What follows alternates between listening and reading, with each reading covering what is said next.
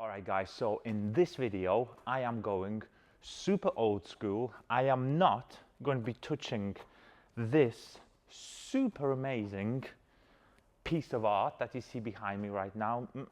Ain't touching that. And in this video I'm going to show you the old school method. How do you wash a car swirl free with just a bucket and a hose? I can't believe I'm doing this video. Let's go. Now here's the disclaimer. Of course, if you've got the opportunity to do so, a pressure washer in many ways helps your car detailing process. Now, if you don't have this opportunity, then of course I'm going to show you how to do it properly, and I'm going to try and walk you when I have the pro tip and the pro expert, which kind of addition you can add to it because you're using a hose. So because we're at the bucket filling stage right now, the first thing I'm going to talk about is of course the contact wash shampoo. Now because you haven't got the added oomph of a pressure washer in terms of the PSI rating, a hose will never get to the PSI even at the lowest end of a pressure washer.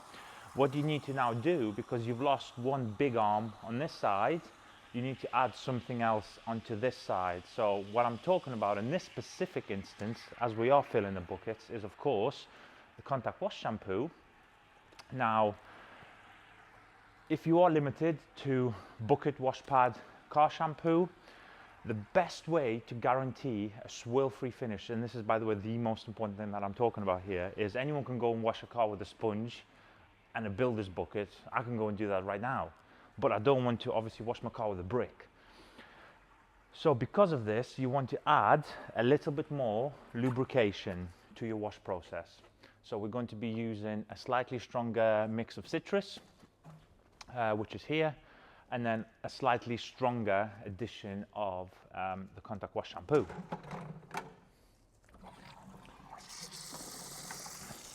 Now, we still need to try and make it up to 100% of effectiveness. We've lost this. This is a big, big addition to even the most basic maintenance wash. So what I'm going to do is I'm going to give you an argument's sake example here. If you use 50 ml car shampoo during your normal maintenance wash, fully pressurized of course, if you use 50 ml, great. Put 75 in. If the car's really hanging, put 100 in. Now that is going to allow the wash pad to glide over twice, maybe 3 times more effectively over some of the left behind contamination that the pressure washer or your pre-wash stages potentially haven't had the oomph to do. But effectively, none of the kind of prerequisites actually change. If you can, use a 2-bucket method.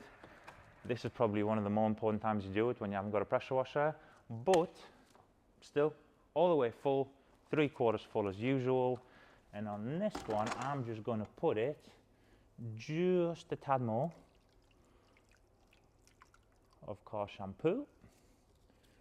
I would rather, before somebody goes and has an absolute heart attack, listen to this. I would rather spend an extra 62 pence in a car shampoo rather than washing my car outside with a brick and then going to a detailer to pay for a £3,000 paint correction.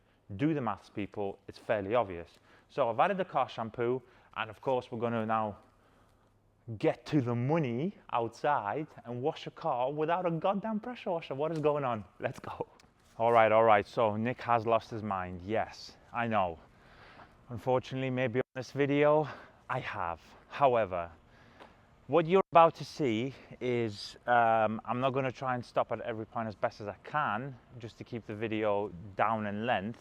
But basically what you're going to see is every time I lose a superpower from, say, a pressurized system like a pressure washer, you're going to see me double up on that power that I've lost with something else that I have now gained, which is the garden hose. So let's go down and wash, for now, a perfectly swirl-free, perfect example, Japanese imported Lupo GTI. So introducing to you the garden hose Spec KobraJet hose from the USA. No, it's not. I wish. Now this is just a traditional garden hose, as you can see, with a traditional gun. I've just gone to B&Q and I have bought a 35 meter hose with hose reel, little American style gun. Look at that. There's the pressure valve. Now, like I said, I'm going to gain a superpower, I'm going to lose a superpower. Now, the pressurized rinse, technically, even if I do this, is gone. But what I have gained is at least, I need to measure this actually, this will be a good secondary follow-up video, but I've probably doubled, maybe if I'm lucky, tripled the water flow. That's a lot of water. Now, water and car detailing products actually go hand in hand. Especially these two products, so the Undress tan rubber cleaner and our 2-in-1 wheel cleaner, actually like a little bit of water because they actually agitate and froth up even further. So in this case, I'm going to have a really cool wheel clean. Now, use the water to your advantage. Once it gets the airlocks out, use that water, right? And you want to get as much as you can off the wheel. Boom. Now, your other superpower, that whether you have a pressure washer or not, actually, I can, for the first time, put this on the floor. Use the highest quality product that you can. You've heard me say this 101 times, you're going to hear me say it 102 times now. Basically, if you're using a weak product that you then have to go in and scrub the living daylights out of, doesn't matter if you've got a 50,000 pound pressure washer or a garden hose, you're going to have a bad time. Now, in this instant, it's even more important to let the product do the work, let the product do the talking. I'm actually going to wait a little bit longer than usual for the products to both react, degrease, break down, and then we'll go in and literally we'll paint the wheel again, agitate everything, and we'll be back to normal. Now, what you've seen here is a very, very beautiful reaction. I've let the product do a little bit more of the talking than usual. Now, you just go back again. Nothing at the wet work stage changes. You agitate as normal, but like I said, you know, the pressure washer, you might be getting 9-10 liters a minute, and I'm talking high end. Usually you're talking about 5, maybe 6 liters. You're trying to get the brush either wet or you're trying to get it rinsed out, which you're about to see. But with this, you put it on a normal garden setting this time, nothing too focused. Look, boom, wet. A little bit more dress on there. Now, everything works slightly better with water. You can go and dry, of course, but I don't really like it. Now, in terms of the rinsing power, it's just beautiful, look. It just comes off clean every single time. Yeah. I think even better with wheel woolies, if I'm honest, because wheel woolies are so dense and thick in material. Sometimes with a pressure washer, it's a little bit harder than usual to rinse them out. So why am I doing this video? There are a lot of people who've asked me, look, I'm old school, I don't want a pressure washer because it's going to damage my paintwork, blah, blah, blah. Obviously they're wrong, but still, I like to just use my garden hose and a bucket. Right, well, I'm going to show you how to do the safest bucket wash with a hose. No gimmicks, no foam cannons, no nothing. Rinsed out, thank you. Now the best thing is the wheel cleaner really likes a little bit of water. I mean, look at that. I don't know about you, but I get quite a weird satisfaction of a wheel cleaner puffing up with extra foam. Now that's just the water mixing with the high percentage of raw materials. There's a little bit of a pump. And that just creates a really nice foam lather, however you want to say it. Now, like I said to you at the beginning, just before cleaning this wheel, about coming in and hammering the wheel because you've basically got flavored toilet water out of a bottle. And what I mean by that is you're going to come in and you're going to go, oh, I need to scrub the wheel and I need to really agitate it because I hate wheel cleaning, you know, the usual things that people say.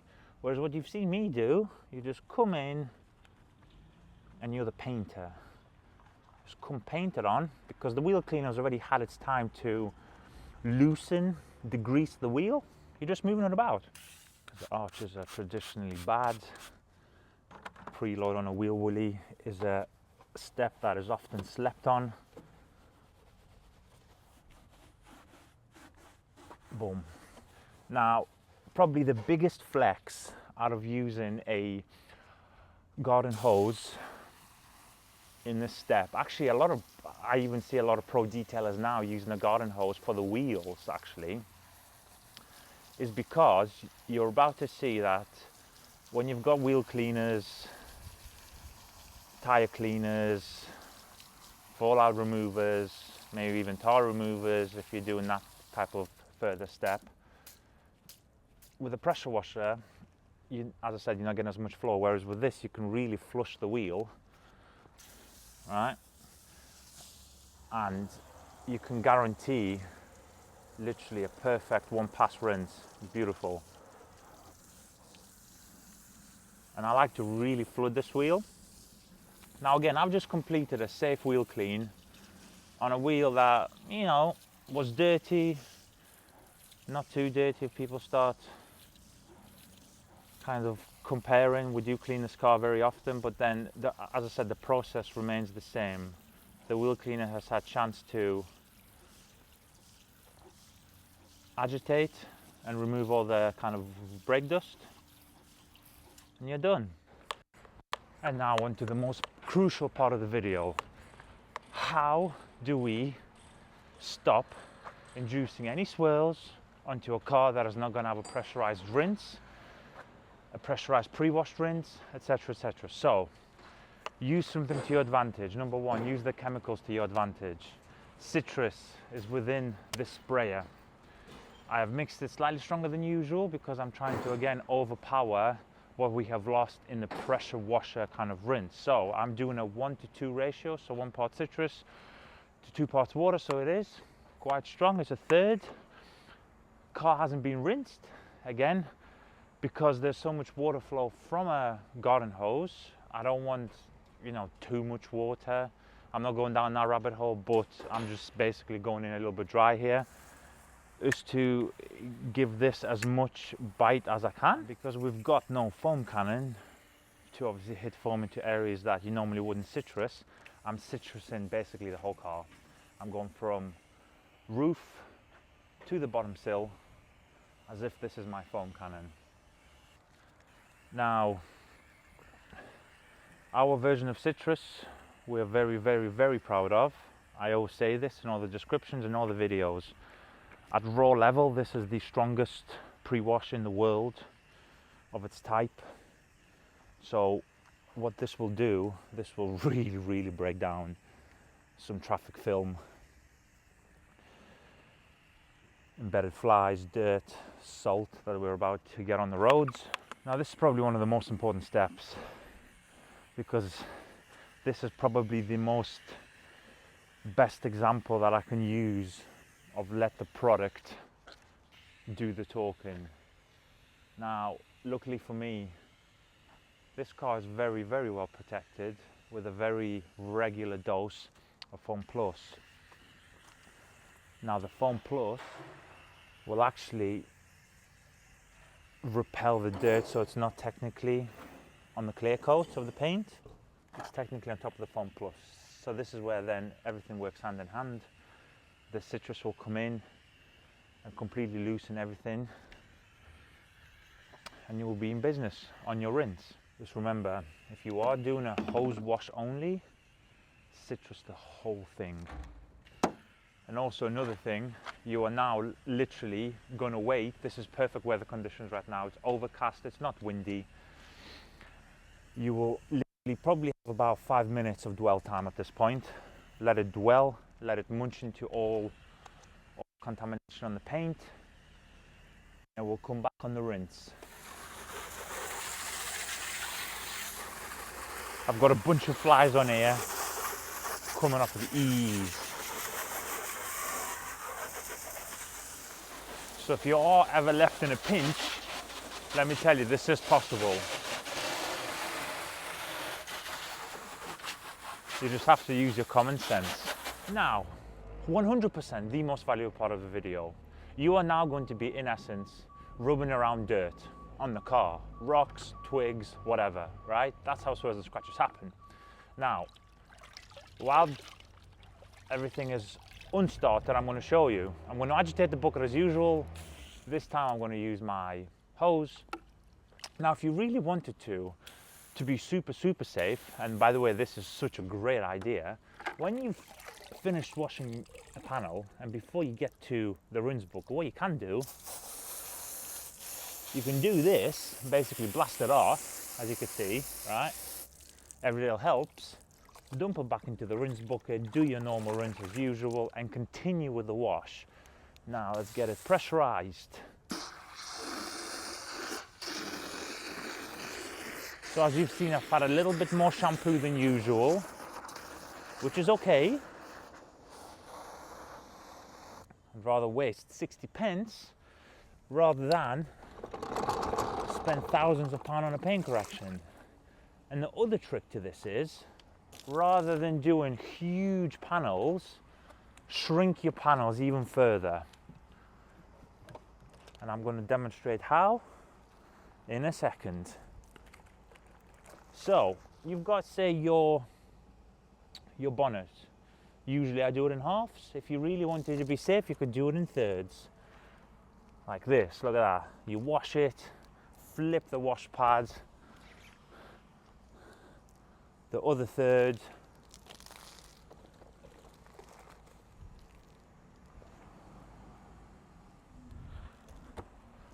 and then finalize this third. It's literally that simple, see? So I've got my hose nozzle ready, right? Flip it. It's always by the bucket. Now I've done the lower half of the car. As a precaution, you don't really have to do this, but if you want to be really anal, blasty, you've almost technically made yourself a third rinse bucket with that method. And you continue as normal. If you really want to do it, I wouldn't do it after every pass, just my professional opinion. I would literally just do it when you've hit something like this area, traditionally the lower, say, half, maybe lower third. Again, for the camera, I've picked a little bit up here, just a tad. I don't know if you can see it. Look at that, it's gone. So you've basically just rinsed that out. It's somewhere on the floor now. And you continue with a normal rinse out as normal. Look at that. Perfectly white, no problem. Now, more than likely you would have heard a term called the open hosed reel or open-ended hose reel. So basically what that is basically pooling. Rather than standing back like this and making beads, which looks absolutely fantastic, you can actually pool the panels. If they are protected, this works even better, but you pool the panel and the water basically sheets. So rather than me using something like this, which you can, by the way, look, there's nothing wrong with that. What I'm going to do is I'm going to put it on a more gentle approach. Now what that does, that puts a lot more water on the panels, and like that I'm drying the car basically. I mean, you can get the foam off first if you wish, but you can dry the car with almost water. Now that's not what I'm chasing, because I'm going to actually blow the car anyway. But tell me if that is not absolute goodness. Oh, look at that. There's probably 17 different beads on the car and we're done. So that's what you want to do now. You want to follow it around the car. Whether you want to sheet the panels off, not sheet them off, really actually is irrelevant, but you basically just want to give it a really thorough rinse. If you are sheeting it, it means all the drain panels or the drain holes at the bottom of the car in their respective areas will kind of flush the system out as well, which means any kind of shampoo or snow foam or citrus that's remaining in there, this open hose kind of method is really going to flush the system, keep the car rinsed but pretty much dry as you've seen, and then we'll go in, dry the car, and we'll inspect the paintwork.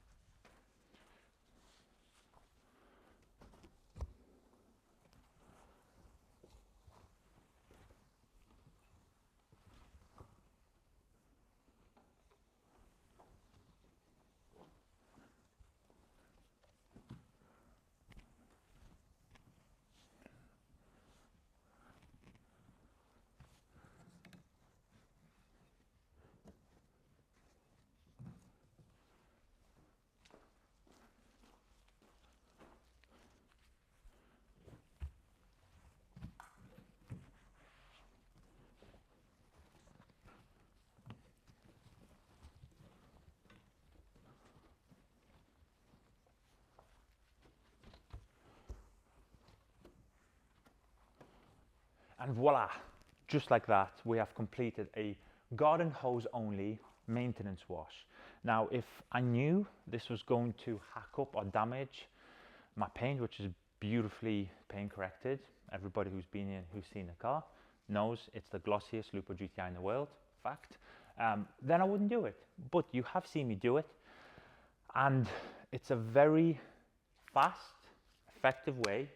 Only if you add a few things here, subtract a few things there, you can still get the same 100% result that you would with the pressure washer. Now, here's a disclaimer. Would I do the same steps and the same method next weekend on a maintenance wash on any of our vehicles? No. Why? Because I've got all the kit here. I've got a beautiful foam cannon, I've got a beautiful gun, a multi-1,000-pound creation that's hanging on the wall. I wouldn't need it unless there's a big problem in that corner and something is completely broken. But if you are in a pinch, you've come to your partner's house, your parents' house, you're on the road and you need to get that quick wash in, I've given you now the tools, obviously the see-through guide or the walk-through guide as to how to do it. All you've got to do is just look, use a bit of common sense, add a little bit more shampoo, use a little bit stronger mix of citrus, let any product dwell a little bit longer. It will do you the exact same way. Now, as always,